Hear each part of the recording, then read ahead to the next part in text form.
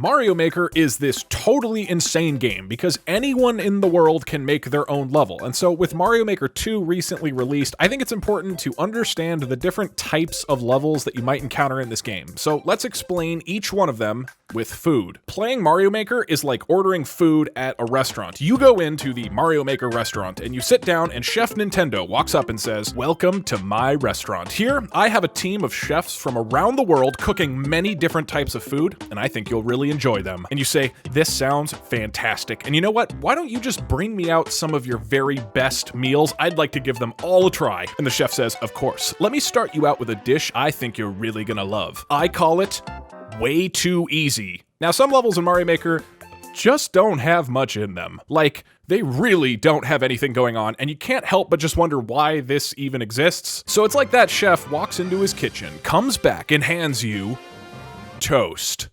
And you say, is this it? And the chef says, "Yes, it's toast." And you say, "Right, but this doesn't have a lot of flavor. There's literally nothing on here." And he says, "I know, it's toast." And you say, right, I just don't understand why your chef would even put in the time to make this. And like, you have a bunch of butter and jam and all sorts of cool things in your kitchen that you can very easily add into this. Can't you like spice it up just a little bit? But that would ruin the toast. You know what? That's okay. Let's just try a new dish. Here, can I try this one?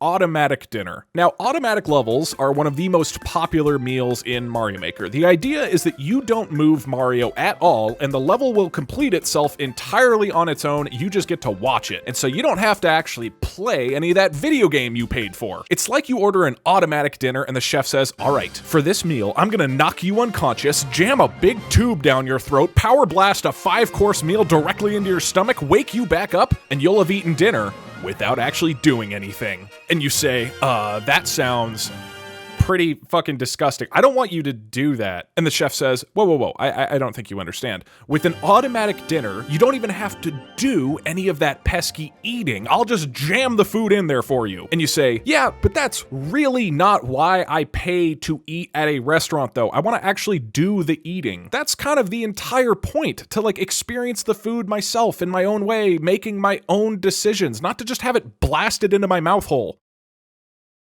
I don't understand. No offense, but have you ever like eaten food before? Or yeah, I've had toast.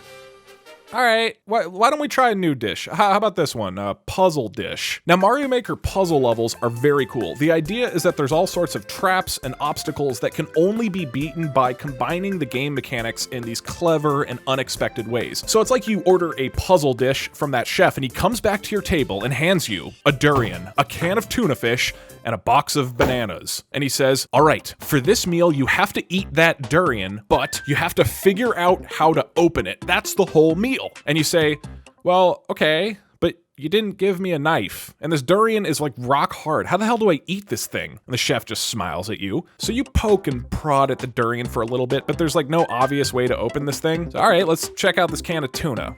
Okay, no way to open this either. So now you're totally stuck and you just start eating bananas. Maybe this will help somehow. And you've eaten like 15 bananas when suddenly, wait a minute, this banana isn't a banana at all. It's secretly a can opener. And now I can use this can opener to open that tuna fish. And there's a note inside the tuna fish. It says, "Look under the box." So you flip over that box of bananas and there was a butcher knife hidden under there. So you grab that butcher knife and now you can finally open up this durian. Hell yeah! You had to combine your basic food mechanics in new and unexpected ways to pull this off, but you have solved dinner, and now you can finally take a bite of your victory durian. "Hey, this kind of tastes like shit." And the chef says, "Well, to be honest, I kind of spent all my time hiding weird shit everywhere. I didn't really focus on the taste very much." This is why those puzzle levels are a little bit strange, because it's all about figuring out how to eat the food, and then it has almost none of that normal platforming taste. But it's such a unique dining experience that it's totally worth that trade-off to me. So you're feeling pretty good after this puzzle, and you say to the chef, "All right, can I try this guess the door meal next?" Now, guess the door levels are where someone puts 3 doors or pipes next to each other. One of those doors will let let you keep playing, but the other two will just kill you, and there's no way of knowing which one is correct. It's like the chef pops into his kitchen, comes back and says, okay, I am proud to present to you my guess the door dinner. I cooked you 3 different steaks. They all look exactly the same, but I actually injected 2 of them with bubonic plague so that if you eat them, you'll die. And you say, what the fuck? Why? And the chef says, well, now you're gonna have to guess and try to pick the right steak. It's exciting. And you say, but I don't really want to die of bubonic plague. I still haven't finished Game of Thrones. And plus, you made these steaks look completely identical. Is there at least some way you can like hint at which steaks are the poisoned ones? That way, it's like a cool puzzle that I have to solve, not just blindly guessing and killing myself. Wouldn't that be a lot cooler? Nope. Well, I don't want bubonic plague, but I did pay $60 to eat here, so I'll try this steak. You did it! That was the correct steak. You aren't gonna die. Congratulations. Thanks. You know, this steak isn't very good. Well, I kind of spent all my time on the bubonic plague. And so you just keep ordering more dishes from the Mario Maker restaurant, and every single time the chef seems to have added something totally insane to the cooking. In some levels, there's just way too many enemies, which is like ordering a pizza, but then the chef puts 6 bags of cheese on top. And you say to the chef, you know, putting more of something doesn't always make it taste better. And he says, yes, it does. Or you order a speed run dish, which is where you have to finish your whole meal in like 30 seconds or it gets really soggy and you die. Or there's auto scroll levels, which is like eating at a revolving sushi restaurant where you gotta grab that plate of sushi before it scrolls away. Or you play a level that just has way too many sound effects, which is like the chef walks over, sets down a dish, and then just starts yelling.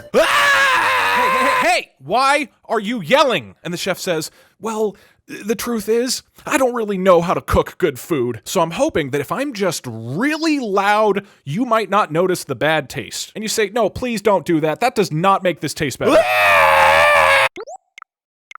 And so you keep eating all these insane foods with tubes and screaming and durians, and after 100 lives of this, you finally say to the chef, look, I appreciate you guys making all this weird food. It's all very interesting, but do you have any dishes that are just like good? What do you mean? Well, these meals are hard to actually eat, or they waste my time, or they give me bubonic plague. And when I paid to eat here, I kind of thought some dishes would be balanced and well-paced and have a theme, just like those other restaurants I ate at. Well, it's hard. I totally get that. I know cooking a new meal isn't easy, but like, you can't just serve this crap.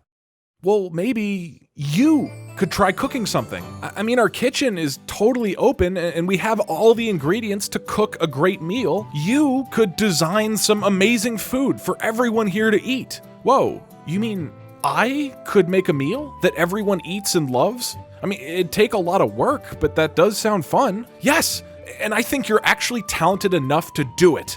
All right, let's do this. You know what, I'm gonna work really hard and give it my very best and try to cook a meal that everyone loves. All right! And that's the story of how I paid Nintendo $60 to make their video game for them. But jokes aside, Mario Maker is so absolutely wonderful. For me, the charm of this game is how weird and terrible all the levels are, since you get all these unique moments that you just never get in a normal video game that's trying to appeal to the masses. And plus, every so often you stumble on a truly genius level, and those little discoveries make all the other madness completely worth it. Besides, if I wanted to play normal levels all the time, I'd just go play a normal game. So it's been an absolute blast playing Mario Maker 2 the past few months. Playing on the Switch makes it even better, and I cannot wait to see what other kind of insane stuff people come up with. And all of this captivating gameplay weirdness is why I'm proud to present Mario Maker 2 with my highest possible review: 3 bubonic plagues.